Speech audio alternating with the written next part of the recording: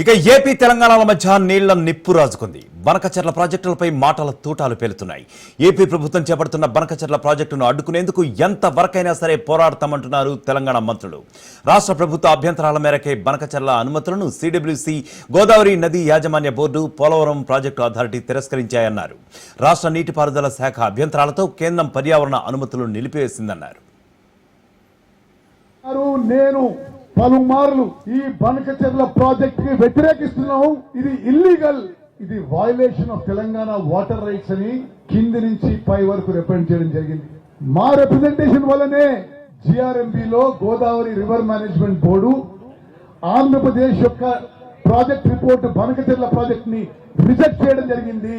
మా రిప్రజెంటేషన్ వల్లనే Polavaram project authority Banakacherla project ని రిజెక్ట్ చేయడం జరిగింది. ఆయన బనకచెర్ల కడతా ఉన్నాడు, మీరు ఆయన ప్రోత్సహిస్తున్నారని చెప్తా ఉన్నారు. ప్రోత్సహించింది ఎవరు? మీరు కదా. మీరు ప్రాజెక్టులు కట్టకపోబట్టి వాళ్ళ నీళ్ళు కింది పోతా ఉంటే వాళ్ళు బనకచెర్ల సముద్రంలో పోతాను అని నేను కట్టుకుంటాను.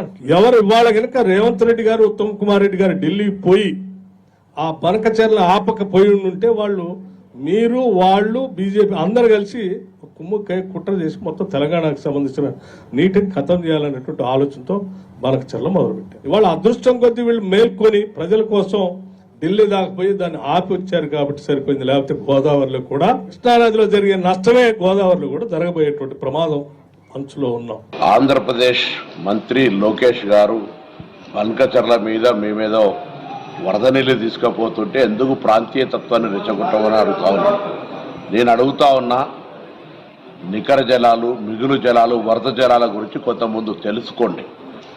తెలంగాణకు ఆనాడు ఉమ్మడి రాష్ట్రంలో ఉన్నటువంటి నీటి లభ్యత దృష్ట్యా 968 టీఎంసీలు తెలంగాణకు, 531 టీఎంసీ ఆంధ్రప్రదేశ్కి ఇచ్చిన తర్వాత ఆ నికర జలాల మీదుగా మిగులు జలాలతో తీసుకున్న తర్వాత వరద జలాల గురించి ఆలోచించాలి.